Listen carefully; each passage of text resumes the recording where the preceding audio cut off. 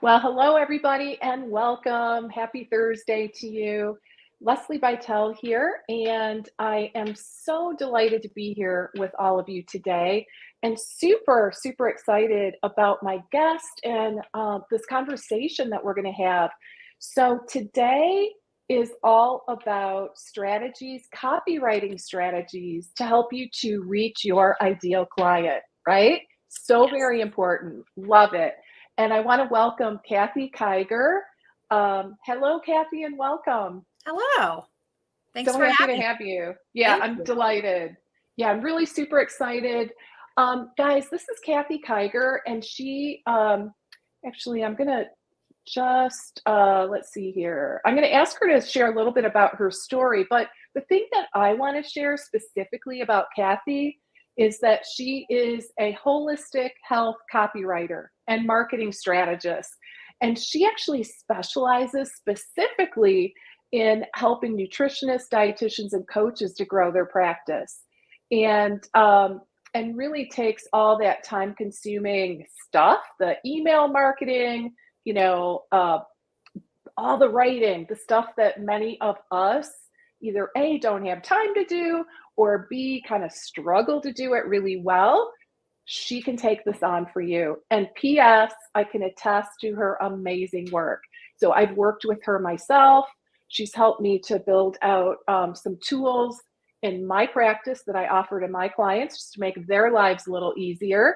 And she's also worked with a couple of my private business coaching clients as well. So I have seen the fruits of her labor and really highly recommend her work. So let's go ahead and jump in. We're mostly going to talk about email marketing today, guys. So really want to zero in. There's a lot of different areas that we could really touch on, but I want to zero in on the importance of growing your email list, why that's so important, why we need to get people, your followers from social media onto your email list. I know you guys hear me talk about that a lot. Kathy and I are in complete alignment in terms of that strategy.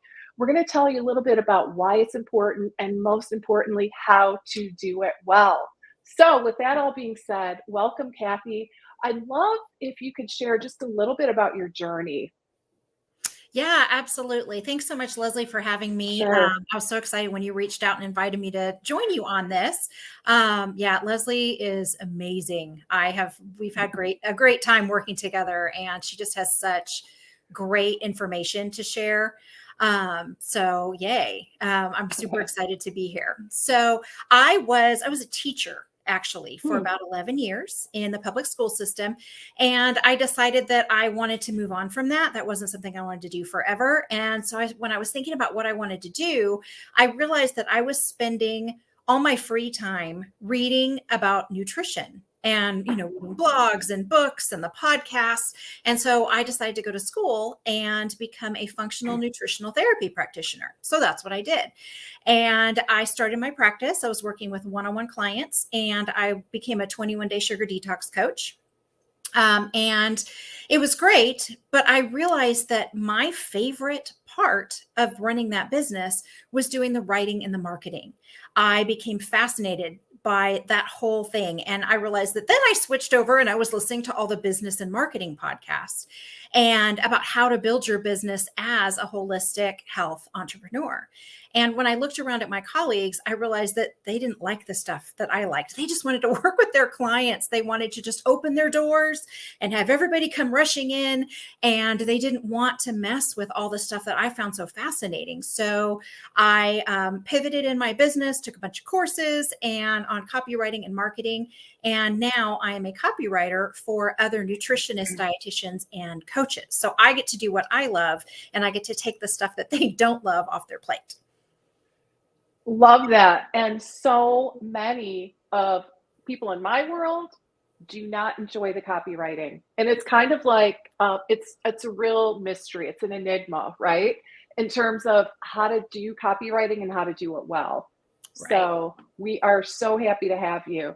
So let's go ahead and jump in. So I didn't read your entire bio. There's actually more to it. But that being said, I have a question about it. Your bio says that you help potential clients feel seen. What exactly does that mean? Yeah, okay. So the whole point of copywriting is to connect the right practitioner with the right client. And the best way to do that, I mean, we all know how it feels to be in a conversation with someone. Let's say you meet somebody new and you're in a conversation with them and you realize they just don't get you. They don't understand you. They don't empathize with you. And it's frustrating. And so the last thing you want in your marketing, in your online marketing, is to have people feel that way when they're reading your stuff. So my goal with the writing that I do for my clients is for their prospects to always feel understood and validated. I always want them to think, oh my gosh, this practitioner totally gets me. Because if you're touching on their pain points and you are acknowledging the challenges that they're facing, if you are talking about the transformation that they're wanting for their life, then they're going to feel validated and you're winning them over at that point. And in a non-salesy, I know some people worry about being salesy or slimy in their marketing, but if you're relating directly to the person and what's important to them, then you're just getting matched with the right people. Exactly. Yeah. So what would you say the biggest mistake is that you see people make in terms of their outreach efforts?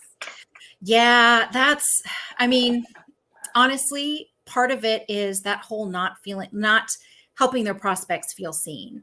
What I've seen a lot in especially the nutrition community, like when I got out of school, my my fellow students who my cat is totally meowing. He's like, oh, pay attention to me. We're animal fans here. So. Oh, good. Oh, yeah. He has decided it's time for me to pet him, but he's okay. You can multitask, right? No, but what I see sometimes is people get into imposter syndrome, right? They worry that they don't know enough. Like so many nutritionists I know are like, oh, I need to take more courses and I just don't really know enough. And then what happens with your marketing when you feel that way, a lot of times is your messaging, your website copy, your emails, your social posts, it becomes too much about you and not enough about your prospect. Because honestly, the people who need your help don't super care what your credentials are. They want to know that you know what you're doing, but they don't care that you've taken, 87 classes. They just want to know if you can help them. And so probably the biggest mistake I see is practitioners focusing on themselves instead of focusing on their clients in their copy. Or mistake number 2, I'll list 2, is not doing anything at all. And I see that a lot too for a couple reasons. I know, like you were saying before, the copywriting and the marketing can be overwhelming. And I know that you're okay, I'm going to get this. I'm going to get my email list set up. And then you start realizing all the steps involved in it. And you start wondering, what do I write? And how do I do that? And you get overwhelmed and you don't do it. Or sometimes people build their practices and they get a decent client base and then they stop marketing. And then what happens? You go through that feast or famine cycle. Yeah, you lose a few clients because you don't want your nutrition clients forever. You want to help them feel better and move on, or your coaching clients or whatever you do. And so you want to make sure you've got your pipeline full, that you've got people waiting in the wings so that you can have that sustainable business. So those are probably the 2 biggest mistakes, thinking too much about yourself and not being consistent in your marketing efforts. Yeah. And I gotta say that I see that all the time as well.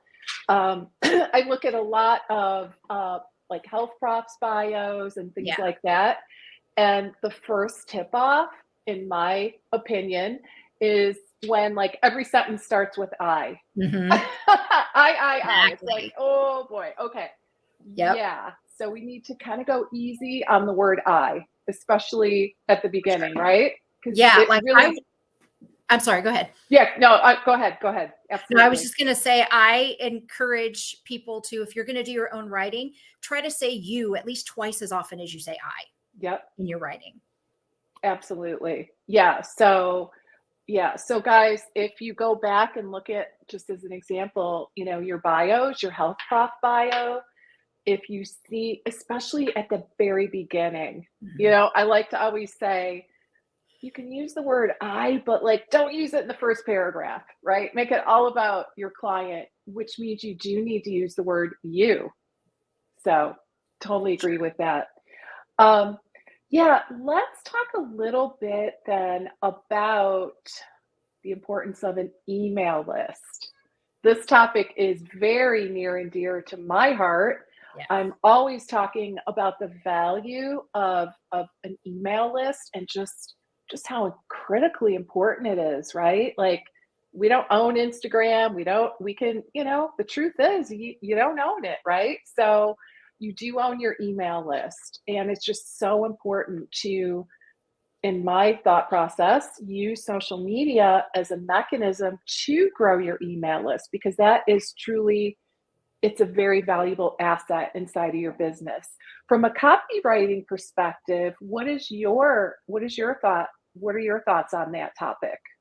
Yeah, we are so in alignment with how we feel about that. Yeah. Social media is a great place for reaching new people and nurturing your audience for sure. But you don't own it. Like you're saying, you just don't know what's going to happen. I mean, I've talked to so many creators who are on Instagram and they change the algorithm and all of a sudden their engagement just plummets. Yep. Because on social media, you don't even know who they're showing your content to. You have no idea who's actually seeing it. And if your engagement is dropping, maybe the people that you really need to talk to are the ones that aren't seeing it anymore. And you just don't know what's going to happen. I mean, remember Vine? Vine used to be a big thing and then it was just gone. Yeah. So you just don't know. And so I get so nervous when people are relying totally on social media for their audience. And just like you were saying, if you have an email list, you have so much more control. Yes, I am a control freak. But in this case, it's important because you have your audience, you control exactly what reaches them. And if there's so many fancy things you can do with your email list too, segmenting it and tagging people and making sure that people have a really personalized experience as a member of your email list. And then if something happens to social media, it's okay because you've still got your audience there. And when you've got that email list, you can keep them warmed up and ready for when you want to launch something. If you've got a new program or you have a new package or you just have space in your one-on-one practice, if you've got an email list that you're nurturing and continuing to grow, then you automatically have people who know, like, and trust you and who are going to be ready to work with you. I see people get ready to do a launch and they don't really have an audience. I mean, they have their social media audience, but you just can't really launch on just social media because you don't know who's going to see what. And maybe, they're not going to, people you need to reach aren't going to see the whole series of things that you want to say. But when you've got an email list, you've already got that audience. It's really easy to make that smooth and make sure that people are hearing what they need to hear from you. Yeah. It's funny. It is one of those things where I'd say most of the clients that I work with, they're like, okay, I'm going to do it. Every now and then I'll get pushback, right? Right. And I did get a little pushback recently where it was like, well, I've sent a couple emails or a couple newsletters to my list and I didn't get anything out of it. So why should I do it? What are your thoughts on that? Yeah, here's the thing. We get a lot of email, right? Yeah. We do. We get a lot of email. And this is a standard practice to build an email list. So a lot of businesses have email lists. And so I know some people feel like, do I really want to mess with that? Is it really do people even read email anymore? But if you think about your own email habits, which emails do you click on? Because we all have some. We have, businesses or, influencers or people that we want to hear what they have to say that are offering consistent value. And I think that's really key is the consistency and emailing your list regularly and making sure that you're not only emailing them when you want to sell something, because you want to keep them warmed up and you want to continue offering value so that when you do have something to sell, you've got fans, right? You've got people who are excited. And I mean, you can get to the point where they don't even care what you're selling. They just want it because it's from you. But that just comes from consistency and sharing some personality and some value in your email. But just sending a couple of newsletters, no, that's not going to really do. Yeah. This is a long-term strategy. Yeah, it is. And you got to be in for the long game. I think that's the only way to look at it. Yep. So, all right. So, how I want to get into launches, but I also want to just take a little step back and talk about what your recommendations are in terms of, how do you go about growing an email list? Yes, I'm so distracted by my cat. Can you hear? Oh, He's like I whining can. so bad. He walked away for a They're minute. I know they're like, sometimes these things filter it out, so hopefully it's filtering it out. yeah, it's kind of cute actually. They're like animals they know. Yeah, Like they do. my dog, like she'll come in here and she's like a 2-year-old, right? Like she'll know when like the most inopportune time to try to Exactly. get my attention. Yes, So exactly. Yes. So how to build your email list, right? Is that yeah, what we're talking about? Okay, yeah, good. yeah, yeah. Yeah. What I recommend is creating a funnel. So you think Okay. about how a funnel is shaped. It's wide on the top and then it gets narrower as it goes down. And so the top of your funnel is going to be your online presence, your social media presence, your blog posts, your podcast guesting, whatever it is that you're doing to put yourself out there.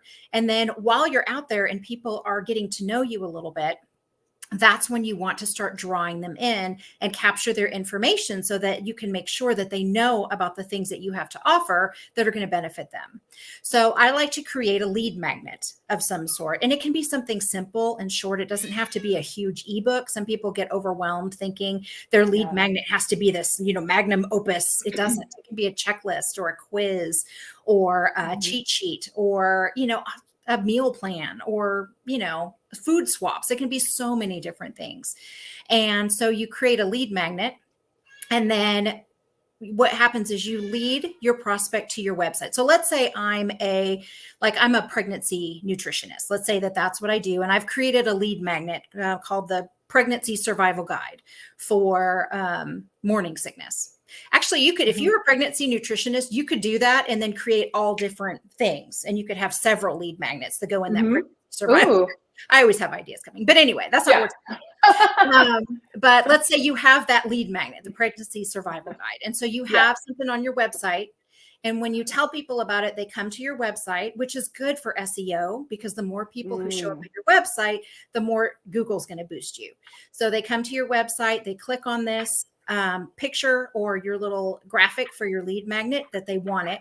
And then that will take them to a landing page. Now, a landing page is just an information page, but you want it to be persuasive because when they click on this landing page, they're going to see, oh, look at all these things that are going to be listed in this guide. And oh, look at all the ways this is going to help me get to where I want to be. And so at that point, they're persuaded to enter their name and email address. And then you've got them on your email list. So what you want to do is take care of them. So your next step is send them a thank you, right? It's going to go to have it go to a thank you page where it congratulates them and thanks them for joining your list, gives them an idea of what they can expect from you, gets them excited. Then you'll have what I call a welcome sequence or a nurture sequence. They're called either thing. And that will trickle into their inbox, right? Maybe every couple of days, maybe you have like 5 emails in that sequence. And that's your opportunity when they're excited to introduce yourself and share some of your personality and start to build that know, like, and trust factor that people are going to need before they want to work with you. I mean, you hear the statistics. You need 7 touch points with someone before they're going to give you any money. Right. So that's a great way to do it, is building that nurture sequence. And then by the end of 4 or 5 emails, then they know a little bit about you. You can talk about yourself and your story. You can talk about, you can share a client journey and a testimonial so they see what it's like to work with you. You can give them a picture of the transformation that you offer. You can just tell them a funny story and then tie it into something in your practice, right? It's a chance for them to get to know you and get an idea of what you do. And then at that point, you've got them on your list. Then you just got to keep that consistency that we were talking about before so that they're warmed up and ready for whatever you have to offer. It's interesting you talk about that consistency because it is so important. One of the concerns that I often hear is, OMG, if I email people, they're going to unsubscribe, right? Yeah. What do you say to that one? Some of them will, and that's actually okay. We get really scared of unsubscribes and we take them personally. But unsubscribes are actually not bad, because that just means that that person is not your person. If they're going to unsubscribe from your email list, they're not going to work with you. Right now, I do think it's really important to make sure that your emails are not annoying, because we've all gotten annoying emails. If you're only sending emails that are selling things, like obviously selling things, then people may get annoyed and unsubscribe. Or if you're sending emails that if they read it and they feel like it was a waste of their time, then they're going to unsubscribe. Or if you're emailing too often, I mean, there are people who do daily emails. Yeah. I don't necessarily recommend that. I think that's a little bit much. I think that can get overwhelming unless you have a specific, like if you're doing a launch, there's certainly a place for daily emails, but not probably ongoing. But you want to email often enough where they remember you, but not so often that they get annoyed. So offering value and being consistent, you may become the person that they get excited to see in their inbox.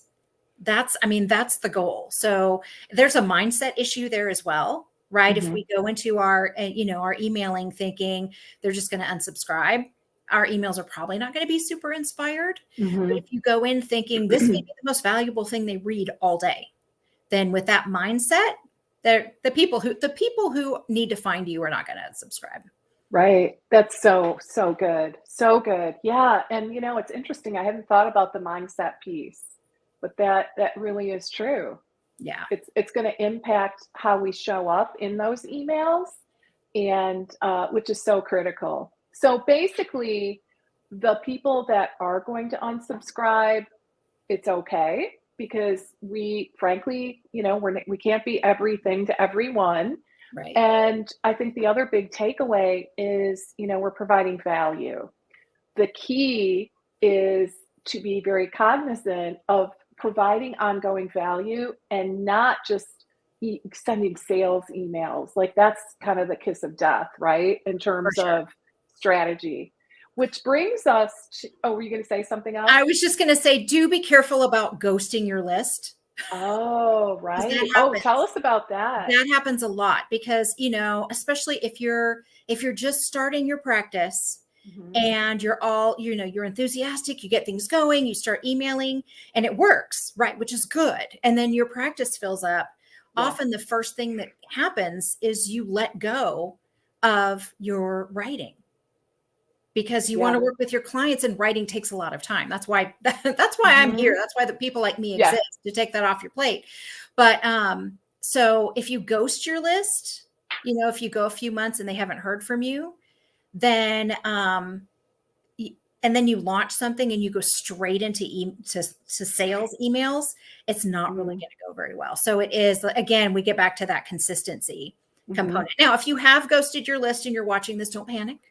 There are totally ways to ease back in. And the number one thing not to do is apologize. Everybody does that, right? Oh, I'm so sorry. I haven't been here in so long. Just skip that. Okay. And just start offering value again. And if you have ghosted your list and then you start emailing them again, expect unsubscribes, because they're going to be people who don't remember who you are. Right. That's the interesting thing, right? Yeah. If you've got a big gap in between emails, sometimes, people have kind of short memories. And they're like, wait, who is this person? Yeah, if they downloaded your freebie and they just, they're all excited about your, how to lower your blood sugar freebie, but then they don't remember that that's where you came from. So if you did ghost your list and you start emailing them again, you might want to mention the thing that they downloaded, and maybe even send the link again. Hey, I don't know if here's another copy of this or whatever, so that they go, oh yeah, that's who that was. Great idea. So let's talk a little bit about launches. All right. One of my favorite topics in the whole world. So when someone is ready to launch a course, maybe even a program or a package, how can they make sure the right people find out about it and hopefully sign up? Yeah, absolutely. Yeah, a lot of it's what we've been talking about, right? Okay. Making sure you're being consistent. And, we started off the conversation talking about helping your potential client feel seen. And that is so important with a launch, because let's say you're offering a program, you're that same pregnancy nutritionist and you're offering a program, nourish your body, nourish your baby. So you're offering this program, and so you want to make sure that it's reaching the right people. So you're going to start talking about it on social media. Right. You're going to make sure that people know that you don't necessarily need to start talking about the actual program a super long time before your launch, but start talking about the things that your program is going to teach. If you're doing pregnancy nutrition, then start talking about the things that women can eat when they're pregnant to, boost the baby's brain growth, or, whatever, and whatever things that you're going to talk about in your program, and just start warming them up. Do the same thing with your emails. So, because of course you're sending consistent emails, and in those emails, you're going to start to talk about the things that are going to be in your program to kind of pique that interest. Then when you're ready to launch, you've got people a little bit warmed up already. Then when you're ready to launch, you start really talking about it. Before you're ready, let's say this program is partially online. They have modules they can do, but maybe you have live calls as well. Maybe you even have a one-on-one component. Maybe they get a call with you or something. And so that would be an open close launch, right? Where you're going to just open it up for a limited amount of time. The program is going to run from this date to this date. Evergreen launches are a different thing, and we'll save that for now. But let's say we're doing an open close launch. So you'll want to build up to that open cart and get them excited about it in your emails.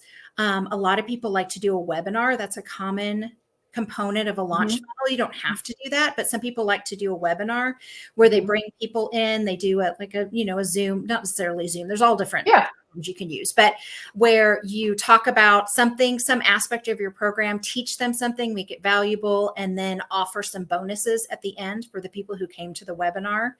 In your email sequence, when you're launching, that's when email becomes so important, because like we were talking about a little bit ago, if you're only talking about it on social media, it's going to be hit or miss with who hears it.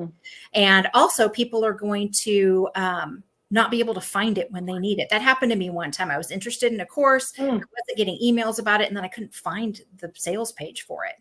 So make sure that's another tip. Make sure that your sales page is really easy to find. But, you're going to have your emails where you have your, early bird bonuses and things like that, where you're building the excitement. You've got sales emails that are probably closer together than what you normally email. And then you're going to have your sales page.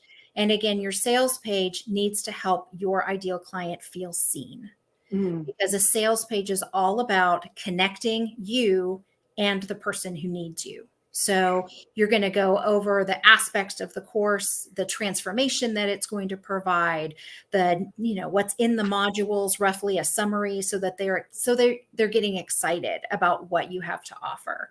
And if you're talking about the right things and talking about them everywhere, because I know it feels like you say something once and now you've said it, but especially if you're doing it on social media or podcasts, you've got to say it over and over and over again, because you don't know who's hearing it, and people need to hear something more than once. So if you're talking about it everywhere, and then you've got a really good targeted sales email funnel or sales email sequence and a good sales page, then you should be golden. So good. I want to make sure that you guys know that you can send some questions or comments in that comment area, so we can help you out if you have specific questions. I actually want to run something by you, kind of an off the cuff question that I get all the time. So I want to hear just kind of what your feedback is. So one of probably the biggest challenges that I hear when it comes to doing email, even newsletters. I would say this even is a concern around newsletters, but especially like a webinar, right? In terms of writing the copy for the webinar. So the question is, how do I do this without giving away all the information? You know what I'm saying? And it just seems like with nutrition, I don't know why, that just seems to be like an extra big concern. Like, how do I do a webinar without giving it all away? Right. No, and I understand that. And I think it comes into that a little bit of that imposter syndrome and the scarcity mindset. of Yeah. feeling like, oh, there's only so much information here. And if I give it all to them, they're not going to pay me. But the people who are going to sign up with you are the people who are looking at what you've offered for free and thinking, wow, they know so much. And if they're like giving me this much for free, imagine how much more there's going to be in their program. So a couple of ways you can do it. You can just take one subtopic of what you're talking about and focus on that in your webinar and just do one little piece. Obviously, you're not going to want to summarize your whole program in the webinar because you don't want them to feel like, oh yeah, check, got it. I don't need to pay you now. Give them a taste of what it's going to be like. Like you could one module, one video of one module kind of a thing and make a webinar, not out of the exact video, but use that content so that they see what it's going to be like. Another thing that I recommend is tell them the what, but don't teach them the how. Yeah. And because especially if you're talking about nutrition, especially food is so personal and making changes to what you eat is hard. Yeah. It's hard. And if you are telling them, let's say you're working on blood sugar management and you're talking about your macronutrient balance, your carbohydrates and fats and proteins and how you should have these balanced, that goes so deep. And people want to know, well, what actually do I eat? And that they want to see percentages and meal plans. And so there's so much, you'll be able to go so much deeper and just tell them that. So this is just a little bit about what we're going to be doing, but in the program, we're going to dig really deep. We're going to get into specifics. You're going to have things that you can personalize and just show that the depth is going to be there to a level that they're not getting in your free content. Yeah. So good. Love that. All right. We got a couple questions here. Thanks, guys. So what are the essential components to a great newsletter? Oh, good question. That is a good question. Yay. And the great thing about this is there aren't any. How about that? No, for a newsletter, you want it to be personalized for you. I write a lot of newsletters for different clients, and I have some that have a super structured newsletter where they have very specific things that they do every single week. And that can be kind of nice if your audience likes that. I have one client who has a section where she likes to read through the latest food news and the things that are happening in the food industry. And so she'll have some summaries of articles from food news, and then she'll have her editorial, and then she'll have a video that she's made. And her newsletters always have those same components, and people look forward to those. But newsletters can also be very basic. It can just be an email. It doesn't have to be a super designed, stylistic thing.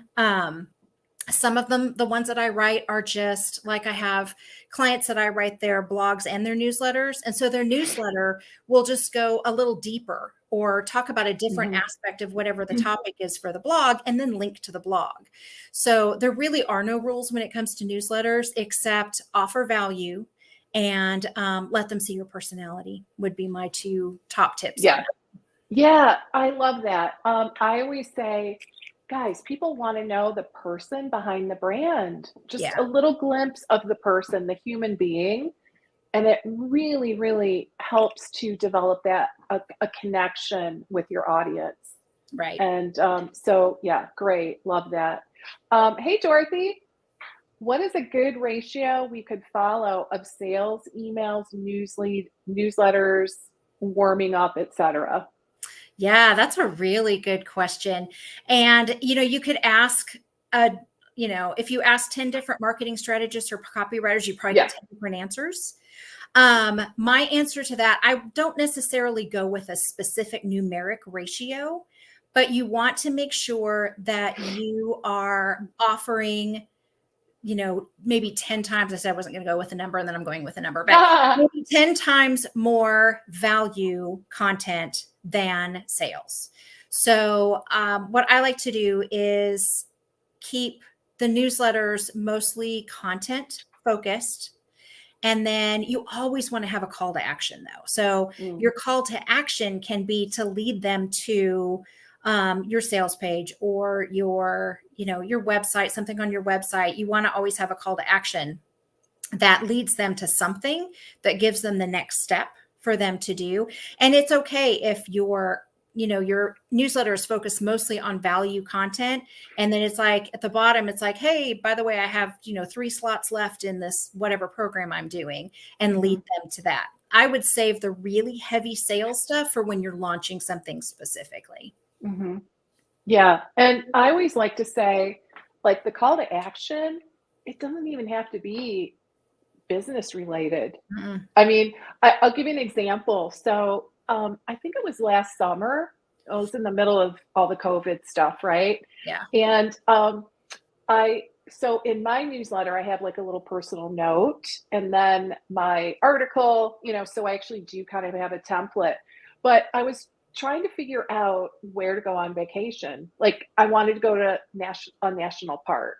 So my call to action was hit reply and, let me know what your favorite national park was or is. And I Yeah. got so many responses, and it was really fun. And I got some great ideas to boot, right? So I guess the moral to the story is, it doesn't always have to be about what you do or growing your business, right? You're really just wanting to create that connection, that bond with your audience. Absolutely. Yeah, I love that. And I love having, hit reply to this email as a call to action. If you've got the time to, you want to actually respond when people reply to you, but that's great. I mean, it doesn't, like you said, it doesn't even have to be business related. It can be some small thing. Right. Love that. Okay. So I'm getting, Angie saying, is the video freezing for others? I'm not getting any indication that the video is freezing. I don't know if it's on our end. Hopefully not. Hopefully not. Yeah, hope not. So yeah, I don't know what to say about that. A lot of times it could even potentially be your own Wi-Fi. So, all right. So let's keep going here. This is such a great conversation. So let's see here. So do you have any tips on how to write emails that actually get opened and read? Because that's one of the most frustrating things, right? Yeah. Is you spend all this time and energy and effort, and then it's like, oh my God, you look at that open rate, and sometimes that can be a little frustrating. So how do we combat that? Yeah, no, let's talk about that, because that is really important. Yeah. Let's just I'm just going to talk through a good email, and we'll just Okay. kind of go right down Awesome. a little bit with some tips. So obviously, like you're talking about, to get a good open rate, you've got to have a good subject line. Because you can write the best email in the world, but if nobody opens it, it doesn't matter. So your subject line, you don't want to do like clickbait, right? Because we've all seen that. I actually, as a copywriter, I really enjoy reading clickbait headlines. So I scroll down to the bottom of the weather app and read all the horrible clickbait headlines. They're interesting. Just to find out what not to do, right? Exactly. There was one, and I just have to share this really quick, totally not related to what we're talking about, but I saw an ad, and it was for eye gouging wedding dresses. I'm like, you mean eye popping? But it literally was like, click here to see eye gouging wedding dresses. I was like, oh dear. Okay. Was that maybe lost in translation? Maybe that's what I'm guessing. Maybe that went through Google Translate a couple times, but oh my gosh, it was hilarious. Funny. So anyway, but yeah, so make your subject line something that is intriguing. I recommend against like telling exactly what the topic is most of the time. Yeah. And you want to make your subject line read like something from a friend. So don't like capitalize every word like you would in a title, because that makes it look businessy. So you can do weird punctuation stuff. You don't even have to capitalize the first letter if you don't want to. Like, you make it look like it's something that's more informal and people are more likely to click on it. And put some intrigue in there. If you're including a video or something in your email, put plus video, because people want to see it. Okay. So whatever is in your email that seems the most intriguing or thought-provoking, that's what I like to put in the subject line. Then the email itself, again, let your personality come out. Personalize it. Most email, MailChimp and ConvertKit and all of those, you can personalize it with their name. So make sure you personalize it. I like to do that in the subject line too sometimes. Yeah. And then the email itself, make sure it's not a big block of text. It doesn't have to be a super designed out thing, but make sure that you've got short paragraphs, you've got some bullet points. And I like to use emojis or, Yeah. bold some text so that if somebody clicks on it, they can just skim it if they want to. Make sure a good format for an email is to have a story and then a segue into whatever your point is. If you're in the process of selling something, if you are, tying it back to something that you do in your practice. And then it's kind of fun to be creative with the sign off, right? Instead of just signing your name, put something, your nutrition, whatever. I don't know. Nothing's coming to mind right now, but Yeah. have a creative sign off. And then the most important part of the email is the PS.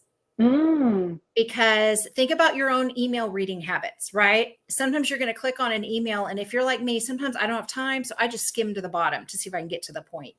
So definitely at least one PS summarizing what the email was about. Sometimes I'll even call people out in it and be like, did you skip all the way to the PS? No worries. Yeah. Here's, and then a little sentence talking about what the email was about with whatever the link for the call to action is. You can also put your call to action in the PS, but a lot of people will go straight to the PS. So don't skip that. It's super important. And then of course, like we were talking about before, have a call to action. Something, somebody telling you should go to the Grand Canyon is great. Or, have you just even your social media links so they can come follow you, encourage them to, start a chat in the DMs if that's something you're into, or even link them back to a blog post that you've done before, just something where they know they have some sort of action to take. It doesn't have to be major though. Yeah. So good. Yeah. I recently started adding emojis to my subject lines. Who would have thought, right? Yeah. Who would think that would make a difference, but it really does. Yeah. So, I mean, subject lines alone are, and I would say it's an art and a science. For sure. And what do you think of the apps out there? This is kind of off the cuff question, but there's apps. And for a while, I was kind of running all of my subject lines through, oh gosh, I can't think of it offhand, but like, it would give my subject line a score. Right.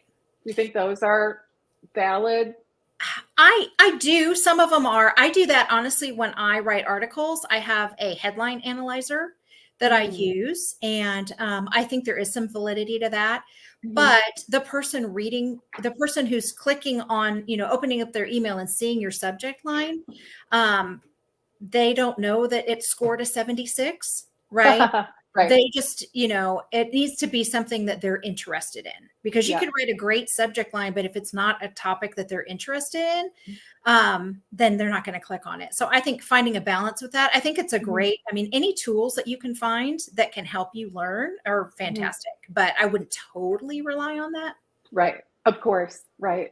It just can kind of help you maybe to think of things that perhaps you didn't think of before. Right. So as we start to, boy, this time has gone by so fast. I think we could talk a lot about this topic. I right, think Kathy? So, yeah, for sure. It's definitely one of my passions.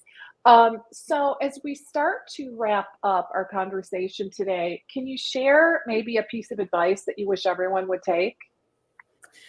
Yeah, honestly, I've been talking about it the whole time, probably too, because I can't ever just decide on one thing.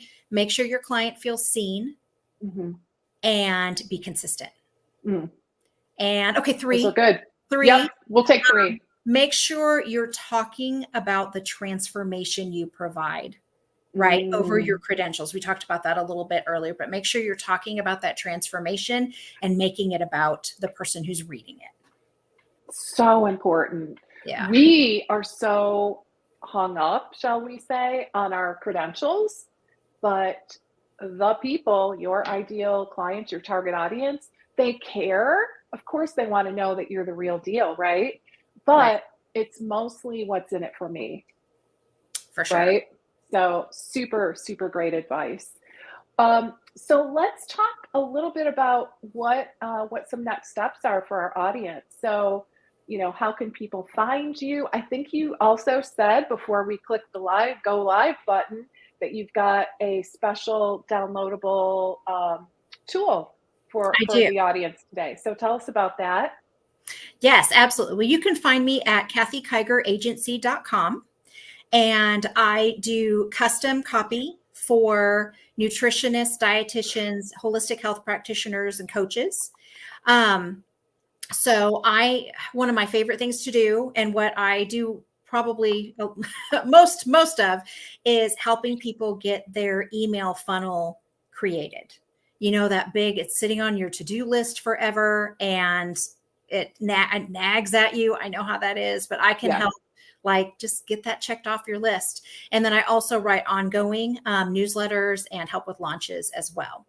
So I think, Leslie, you have a link to let's see somewhere. I think, because honestly, this is kind of a special thing for y'all. I don't have it just up on my website, but I created just a little, it's a cheat sheet and checklist, right? About how to make your copy geared toward your ideal client. It's got some tips on how to do that, things to think about. And then I have a whole checklist for you to use. If you write your own copy, run it through this checklist and just make sure that it hits all these buttons, and to help make sure that your clients, your prospective clients, are seeing themselves in your copy, not just you.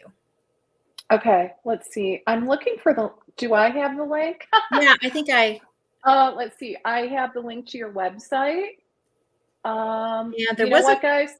We might have to get back with you all on the link because I'm not seeing, wait, no, Kathy Kiger agency.com/reach your ideal clients. The one. That's it. All right. Yay. We found it, guys. Yes. And I'm also, I do have some space right now for some new one-on-one clients. So if that is something you're interested in, I'm filling up fast, but I do have a little bit of room right now. So you can book a consultation. I do a free consultation where we can talk through what your goals are and find out if copywriting is a good fit for you. There's a calendar on my website where you can schedule an appointment. And I think I put a link also on that page as well. So perfect. If you want to talk, you can schedule a time.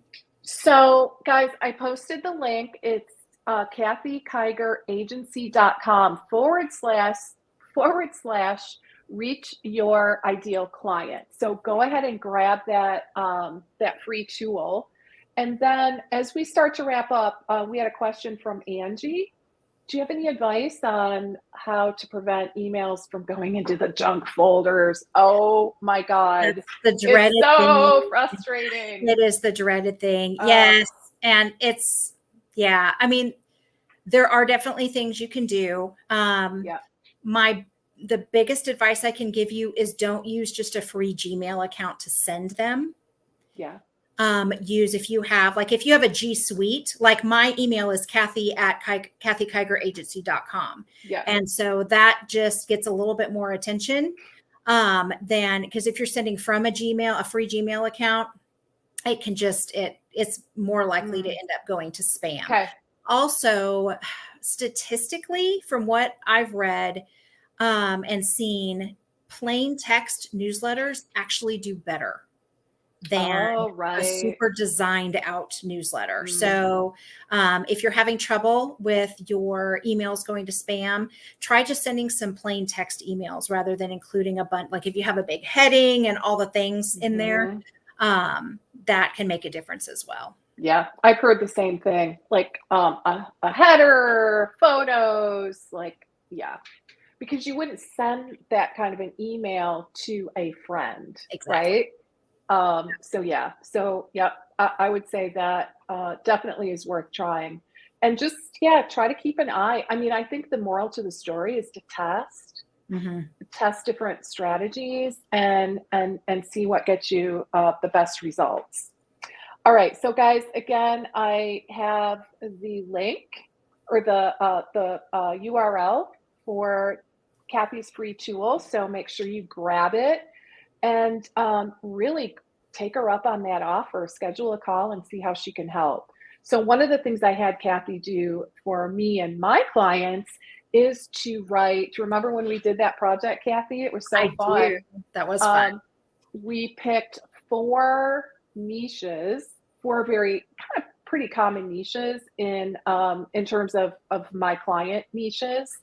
And I had Kathy create sample opt-ins, right? Like a sample lead magnet, and then nurture the confirmation email, and then the follow-up nurture email sequence. And we did that for 4 different niches. So, and they're really, really solid emails, really good, super powerful. So, bottom line is take her up on that offer. At least schedule a call to see how she can help, because good copy makes all the difference in the world, right? So, yeah, right? You were going to say something about that? I give it, honestly, it brings me so much joy to be able to take that off of people's plates. Because I don't know, especially people, if it's just not your thing, or if you just don't want to take the time to do it. Yeah. It's so nice to just be able to check that off and have it done. And it just shows up on a schedule. And then there it is, ready to go. Awesome, Eileen. Yay. Oh, good. Awesome. We'll talk soon, Eileen. Great. Yeah. Eileen has a book launch coming up. Congratulations. That's exciting. Yeah, super excited. Eileen has some amazing things cooking. So good. I'm so happy that the 2 of you are going to connect. Nice. All right, guys. We are going to wrap up. So thank you again, Kathy. This was so much fun. I'm not at all surprised. We got to do it again soon.